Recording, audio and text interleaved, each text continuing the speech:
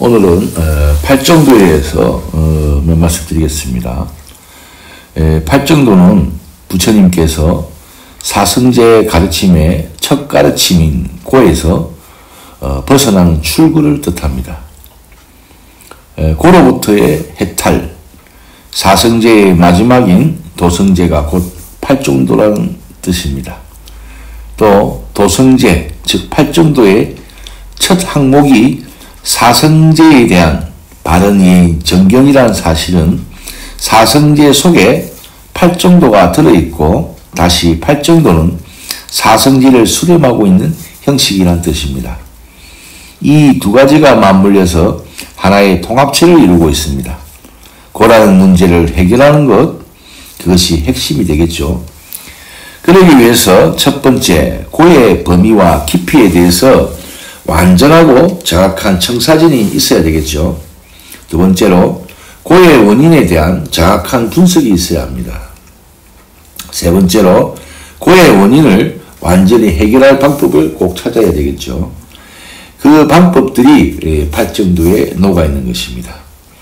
부처님은 팔정도를 발견함으로써 부처님의 깨달음이 개인적인 깨달음에 머물지 않고 보편적인 의미를 띠게 되고 세상에 스승으로 추앙을 받게 되는 것이 됩니다.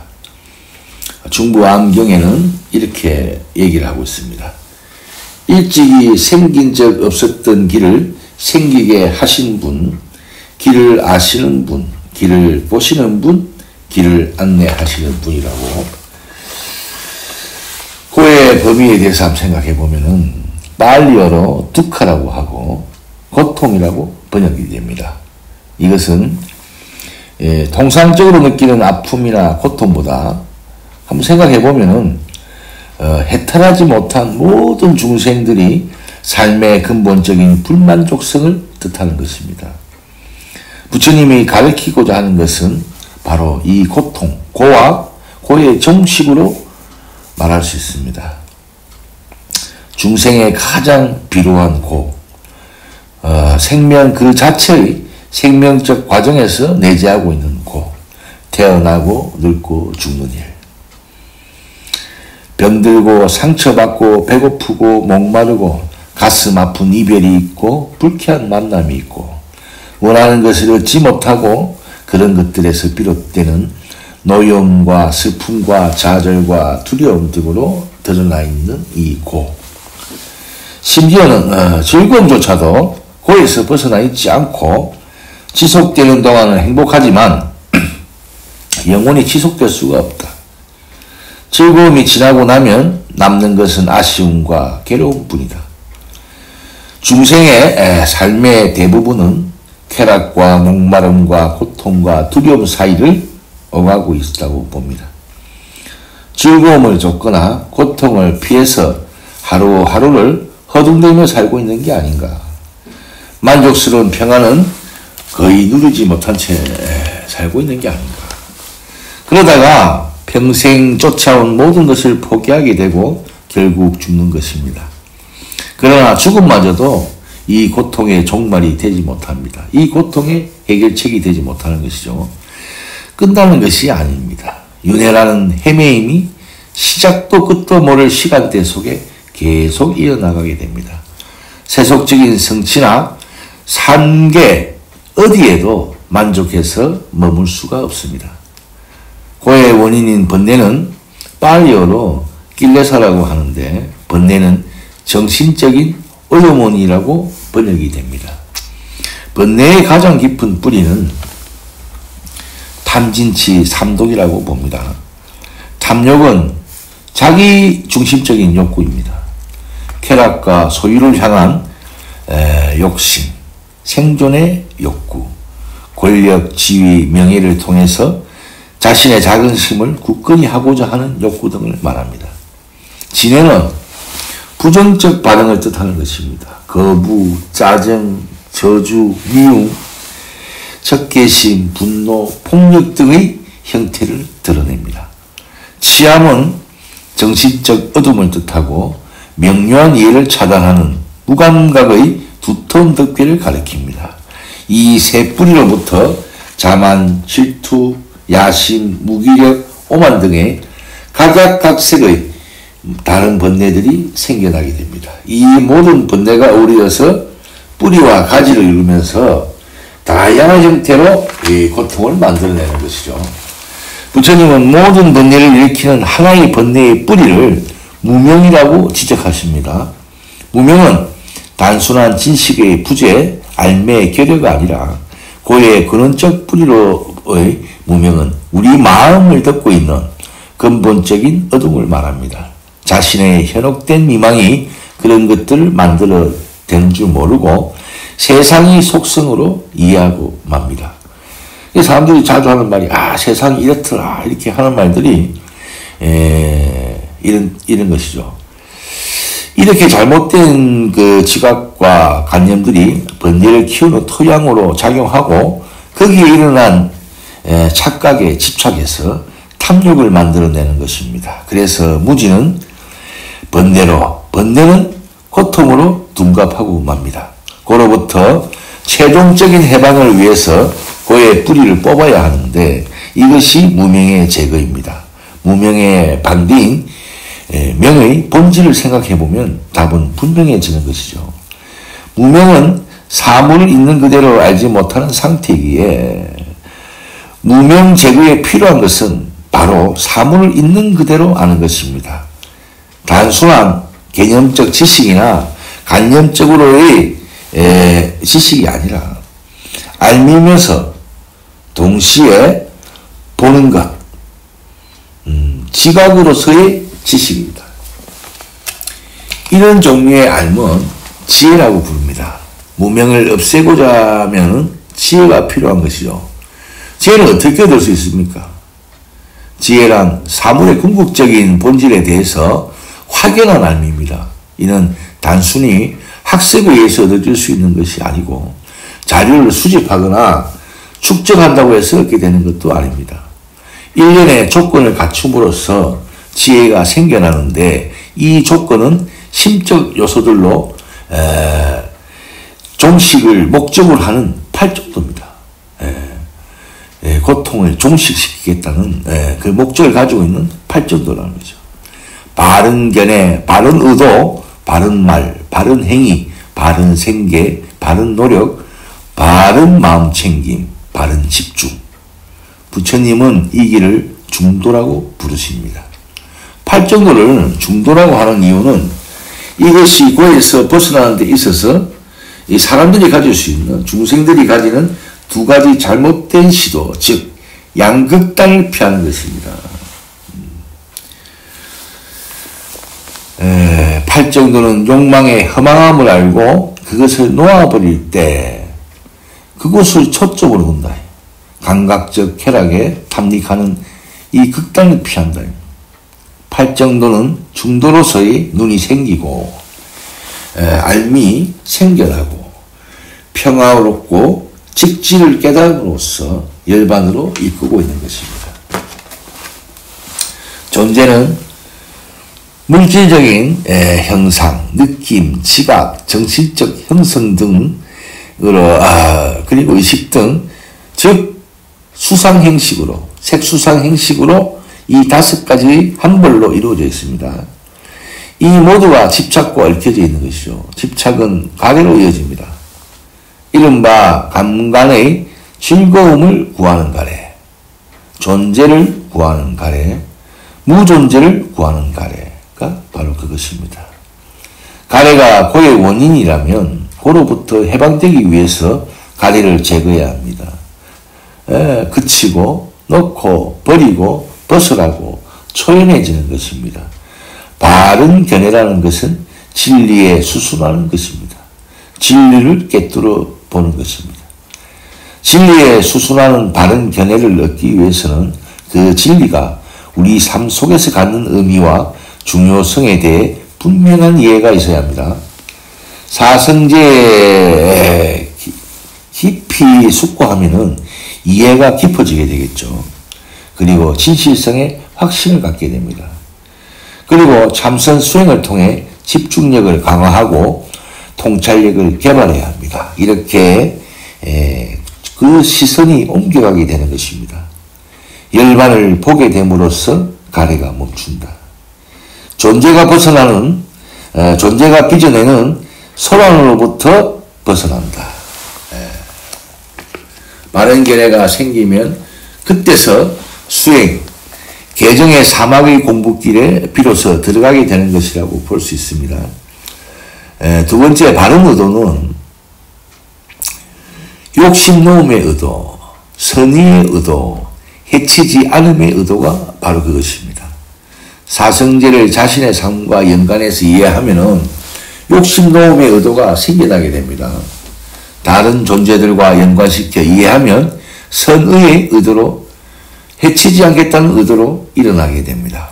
팔정도의 개발이 시작되는 그 순간부터 바른 견해와 바른 의도 두 가지는 힘을 합쳐서 세 가지의 불순한 뿌리, 즉 탐진치를 약화시키기 시작하는 것입니다. 진정한 버림은 마음속으로 미련을 가진 채 억지로 사물을 포기하도록 자신을 다그치는 것이 아닙니다. 사물들이 더 이상 우리를 묶을 수 없도록 사물을 보는 눈 그 자체를 바꾸는 것입니다. 자세히 살펴보면 욕망에는 항상 고가 그림자처럼 따라다닌다는 것을 알 수 있습니다. 그리고 세 번째, 바른 말. 하루는 부처님께서 라올라에게 오셔가지고 물이 약간 담긴 대야를 가리키며 물으셨습니다. 라올라야, 이 대야에 조금 남은 물이 보이느냐? 예, 보입니다. 그렇게 라올라가 대답을 합니다. 라올라야, 고의로 거짓말하는 것을 두려워하지 않는 자의 정신적인 성취는 이와 같이 보잘것이 없느니라. 이렇게 얘기합니다. 이어서 부처님은 그 물을 쏟아버리고 대야를 내려놓으며 말씀하셨습니다. 라올라야, 물이 버려진 것이 보이느냐? 고의로 거짓말을 하는 자는 자신이 쌓은 정신적 성취를 이처럼 쏟아내버리는 것이니라. 이렇게 얘기합니다. 그리고 또 부처님께서 다시 물으십니다. 너는 이 대야가 이제 비어있는 게 보이느냐? 거짓말을 하면서 부끄러운 줄 모르는 자의 정신적인 성취도 이와 같이 똑같이 비어있느니라. 부처님께서는 그 대야를 뒤집어 놓으시고 말씀하십니다. 라올라야, 이 대야가 뒤집어 있는 것이 보이느냐? 이와 같이 고의로 거짓말을 하는 자는 자신의 정신적 성취를 뒤집어 놓기 때문에 향상할 수 없게 된다. 그러므로 농담으로도 고의로 거짓말을 해서는 안 된다며 부처님은 말씀을 맺으십니다. 깨달음을 추구하고 수없는 생에 걸쳐 기나긴 수행을 하다 보면은 여러 계율을 어길 수 있겠지만 어떠한 경우에도 진실을 말하겠다는 소원만은 결코 어기지 않겠다는 그런 일화가 있습니다.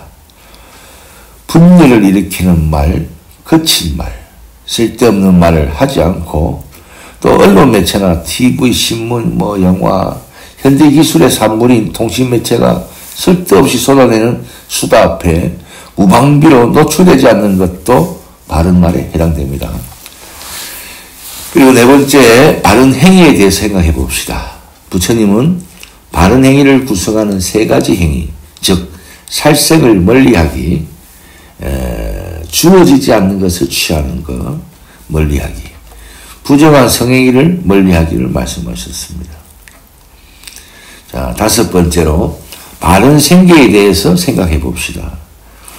무기거래, 생명체의 거래, 육류 생산 및 도살업, 독약을 거래한다, 술이나 마약 거래를 한다. 이런 것들을 멀리하라고 하셨습니다. 여섯 번째로 바른 노력에 대해 생각해 봅시다. 바른 말, 바른 행위, 바른 생계로 청정한 행위가 확립되면은 이로 인해 다음 단계인 집중의 부분으로 나가는 기반이 됩니다. 바른 노력, 바른 마음 챙김, 바른 집중의 세 항목으로 이어지게 되는 것이죠. 이 단계에서 추구하는 것은 지속적인 집중력이고 집중 그 자체는 통찰지를 위한 토대로 꼭 필요하기 때문이니까, 통찰지는 해탈을 이루는데 가장 중요한 도구이기 때문이니까 지혜로부터 나오는 꿰뚫어보는 능력은 먼저 마음이 가다듬어지고 모아져야만 비로소 갖추어질 수 있는 것입니다. 바른 집중은 적절한 대상에 부동의 초점을 맞추어 마음을 통일함으로써 지혜를 이루는데 필요 불가결한 적정을 갖추게 됩니다. 바른 노력은 4가지 노력으로 분류합니다. 사정근이라고 하는데 아직 일어나지 않은 불선한 상태가 일어나는 것을 막으려는 노력이 필요하고 이미 일어난 불선한 상태를 버리려는 노력이 필요하고 아직 일어나지 않은 선한 상태를 일으키려고 하는 노력이 필요하고 이미 일어난 선한 상태를 유지하고 완전하게 만들려는 노력이 필요하다. 7번째로는 바른 마음 챙김에 대해서 생각해 봅시다. 경험의 영역에 초점을 맞춰서 그것을 통찰할 수 있도록 해주는 심적인 기능을 말합니다. 팔리어로 사티라고 하는데 마음 챙김은 지금 여기에 마음을 둔다, 주의 깊다 또는 알아차린다 이런 것들을 말합니다. 지금 이 순간에 우리의 안팎에서 일어나는 것들을 초연하게 바라보는 의도적으로 마음을 유지하고 판단과 해석을 중지하는 것입니다. 마음은 대상의 초기 인상을 붙잡자 말자 대상 자체를 해석함으로써 관념화 과정을 시작합니다. 즉 대상이 속한 범주와 대상에 대한 가설등으로 대상을 쉽게 파악해버리려고 시작합니다. 그러한 작업을 해내기 위해서 마음은 먼저 개념들을 설정하고 상호 뒷받침하는 개념 등의 집합인 구조물에 이 개념들을 결합시킨 다음에 복합적인 해석의 체계로 엮어나가는 것입니다. 이렇게 되면은 처음에 직접 경험을 관념화의 과정에 함몰돼 버리고 대상은 구름에 가린 달처럼 관념과 견해라는 두터운 장막에 가려져서 흐릿해져 버리고 마는 것입니다. 올바른 마음 챙김은 인식의 장을 깨끗하게 청소하는 일입니다. 순수한 현장성 그대로의 경험을 훤히 밝히는 것입니다. 개념이라는 그런 개념이라는 생각으로 침체해지고 해석으로까지 덧칠해져서 이 그 대상의 원래 모습을 어지럽히지만은 마음을 집착하지 않음으로써 원래의 모습을 드러나게 하는 것, 무엇을 하는 것이라기보다는 하지 않는 것, 생각 안 하고 판단도 안 하고 연상하지도 않고 계획하지도 않고 상상하지도 않고 바라지도 않는 것, 뭐 이런 것들이죠. 마음 챙김은 단지 주시할 뿐인 것입니다. 이처럼 마음 챙김이 강력해질 때 마음은 대상에 머물게 되고 그 특성을 깊이 있게 뚫어보게 되는 것이죠. 이 통찰지가 생기는 겁니다. 자신의 몸을 관찰하는 것을 주로 하는데 호흡, 들숨과 날숨에 대한 관찰, 몸을 구성하는 요소들에 대한 관찰 등이 관법 수행으로 대표됩니다. 8번째로 마지막 바른 집중에 대해서 알아봅시다. 바른 집중은 팔리어로 삼마디라고 합니다. 경전에는 바른 집중을 정의해서 4가지 선이라고 부르는데 부처님은 다음과 같이 말씀하십니다. 그런 비구들이여 무엇이 바른 집중인가? 이 문에서는 감각적 즐거움에서 멀어지고 불선한 상태에서도 멀어져서 비구는 시초의 마음 기울임 그리고 지속적 마음 기울임을 동반하고 떨어짐에서 생긴 희열과 즐거움으로 충만한 초선에 들어서 머문다. 다음에는 시초의 마음 기울임과 지속적 마음 기울임이 잦아드는 것과 더불어 내면적 확신과 정신 통일을 얻게 되면서 그는 제2선에 들어서 머문다. 여기서는 시초의 그리고 지속적 마음 기울임이 그치고 이번에는 집중해서 생겨난 희열과 즐거움으로 충만하다. 희열이 식어듦과 더불어 그는 마음 챙겨 그리고 분명히 파악하면서 평온에 머문다. 그는 고귀한 분들이 평온하고 마음 챙긴 그는 행복하게 산다고 말한 그대로의 덧없는 행복을 본인 자신이 몸으로 경험한다. 이렇게 그는 제3선에 들어 머문다. 즐거움과 괴로움을 버림과 더불어 그리고 기쁨과 슬픔이 먼저 사라짐과 더불어 그는 제4선에 들어 머문다. 그것은 즐거움도 아니고 괴로움도 아님과 평온에 기인하는 마음 챙김의 청정함을 지니고 있다. 비구들이여 이것이 바른 집중이다. 선의 단계는 그 구성 요소에 의해서 구별되는데 초선은 원래의 5 몰입 요소를 한 벌로 해서 이루어집니다. 즉 시초의 마음 기울임, 지속적 마음 기울임, 희열, 즐거움, 그리고 한 곳을 향해 겨냥되어 있음입니다. 초선을 성취한 후에 그것에 통달하도록 해야 합니다. 한편으로 뭔가 이뤄냈다는 자기 만족에 빠져서 수행을 계속하는 일을 등한히 하지 않아야 하며 또 한편으로 지나친 자신감으로 다음 선을 얻으려고 급하게 서두르지 말아야 합니다. 선에 정통하기 위해서는 아무런 문제나 어려움 없이 선에 들고 선에 머물고 선에서 나오고 선을 뒤돌아보며 점검할 수 있을 때까지 반복해서 선에 들어서 선의 기량을 완성시켜야 합니다. 초선에 숙달한 다음에 자신이 성취한 것의 몇 가지 점을 찾아서 반성합니다. 비록 초선의 보통의 감각의식보다 월등하며 더 평안롭고 행복한 것이면 틀림없지만은 이것은 여전히 감각의식에 가까운 것이고 장애들로부터 멀리 벗어나 있는 것도 아닙니다. 더구나 그 요소들 중 시초의 마음 기울임과 지속적 마음 기울임의 두 요소는 이내 다른 요소들만큼 정제되지 않은 것으로 보일 뿐 아니라 오히려 조악한 것으로 보이게 됩니다. 그렇게 되면 시초의 마음 기울임과 지속적 마음 기울임을 넘어서기 위해 집중 수행을 계속합니다. 수행을 통해 그의 기능이 숙달되면 이 두 가지 요소가 잦아들면서 제2선에 들게 되는 것입니다. 제2선은 희열, 즐거움, 그리고 한 곳을 향해 겨냥되어 있음이라는 3가지 구성 요소만으로 되어 있습니다.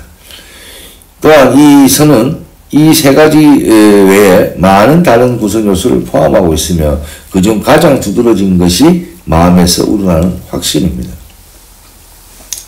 제2선에서 마음은 더 평안해지고 더 철저히 통일되는 것입니다. 그러나 숙달되면은 이런 선의 상태마저도 조악해 보입니다. 제2선에서 기분을 돋우어 흥분으로 기우게 하는 요소인 희열이 있기 때문입니다. 다시 이번에는 희열을 극복하겠다는 결의로 수련 과정에 임하게 됩니다. 희열이 사라지면 제3선에 들게 됩니다. 여기서는 즐거움과 한 곳을 향해 겨냥되어 있음이 두 몰입 요소만 남는 반면에 몇 가지 다른 보조적 상태들이 대두되는데 가장 눈에 띄는 것이 마음 챙김과 분명한 파지 그리고 평온입니다. 이 성취에도 여전히 결함이 있다는 것을 알게 됩니다. 여기에 포함되어 있는 즐거운 느낌이 즐겁지도 괴롭지도 않은 느낌이라는 중립적인 느낌에 비해서 거칠기 때문입니다. 그래서 제3선의 고귀한 즐거움마저 넘어서기 위해 노력하게 됩니다. 이에 성공하게 되면은 제4선에 들게 되는데 제4선은 한 곳을 향해 겨냥되어 있음과 중립적인 느낌이 두 요소로 규정됩니다. 고도의 평온에 기인하는 특별히 청정한 마음 챙김을 지니고 있는 것입니다. 이 4가지 선 너머에는 4가지의 비물질적인 상태가 있는데 이 몰입의 경지에서 마음은 4가지 선에서 여전히 가끔씩 나타나곤 하는 시각화된 영상들에 대한 미세한 지각마저도 초월해버립니다. 이 물질적인 상태들은 선처럼 심적 요소들을 순화시킴으로써 얻어지는 것이 아니라 대상을 순화시킴으로써 비교적 정확한 대상을 더 미세한 대상으로 대체함으로써 이루어집니다. 이 4가지 성취는 각기의 대상에 따라 공무변처, 식무변처, 무소유처, 비상비비상처라고 말합니다. 이 상태들은 너무나 미묘하고 아득해서 도저히 말로는 명확하게 설명할 수 없는 길이 그런 수준의 집중 상태입니다. 그중 마지막 4번째는 정신 집중의 정점으로서 의식이 도달할 수 있는 절대 극한의 통일 상태가 됩니다. 그러나 적정 명상으로 도달한 이러한 몰입의 상태는 한껏 고양되어 있긴 하지만 통찰의 지혜가 기려되어 있기 때문에 해탈을 이루기는 여전히 충분하지 못합니다. 집중은 마음을 오직 하나의 대상에 고정시키는 것으로서 다른 대상을 얼마나 배제하는가에 따라서 성패가 좌우됩니다. 이와 달리 알아차림의 범위를 제한하는 데 의존하지 않는 다른 종류의 집중이 있습니다. 이것은 찰나의 집중입니다. 찰나 집중을 개발하기 위해서 다양한 현상을 관심 영역에서 의도적으로 배제하지 않습니다. 다만 몸과 마음이 변하고 있는 상태 쪽으로 마음 챙김을 향하게 돼서 나타나는 어떤 현상이든 가리지 않고 주시합니다. 즉 해야 할 일을 지각 영역 안에 들어오는 것이 무엇이든 간에 일체의 집착함이 없이 알아차리는 것입니다. 이렇게 주시하기를 계속해 나가더라면 집중력은 순간순간 강화되고 마침내는 끊임없이 변하는 사건의 흐름을 탄 채로 한 곳을 향해 겨냥되어 있는 경지에 들게 됩니다. 대상이 아무리 변화해도 정신통일은 굳건히 유지되어 조만간에 근접산매에서와 같은 정도로 장애를 누를 수 있는 힘을 얻게 됩니다. 이처럼 융통성 있는 유동적인 집중은 통찰의 길을 따라서 삶연철을 수행함으로써 발전하게 되는 겁니다. 이 집중이 충분히 강력해지면 드디어 지혜가 생기는 도의 마지막 단계로 들어가게 되는 것입니다. 바른 집중이 성스러운 8정도의 요술 중에서 마지막 위치를 점하고 있기는 하지만 그렇다고 해서 바른 집중 그 자체가 도의 최종 결정을 의미하는 것이 아닙니다. 정을 성취했다는 것은 마음이 고요해지고 안정되었으며 마음에 따라붙는 여러 부수적인 현상들을 통일시키고 행복해지고 평온해지며 심차게 될 전망을 활짝 열어젖혔다는 것을 말합니다. 그러나 이것만으로는 고의 굴레에서 해방되어 가장 높은 완성에 도달하는 데는 충분하지 않습니다.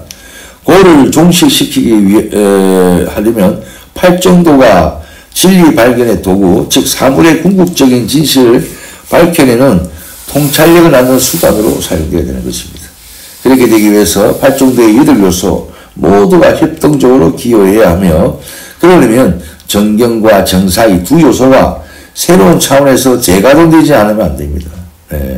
그러니까 우리는 이 8정도를 계속 반복적으로 깊이 수행해 나감으로써 다시 또 정경과 다시 바로 보는 눈이 달라지고 다시 또 바로 생각하는 그 의식이 더 깊어지고 이런 것들과 통해서 다시 또 수행을 하게 되고 반복하면서 점점 고를 벗어나는 그런 단계에 이르게 된다는 것입니다.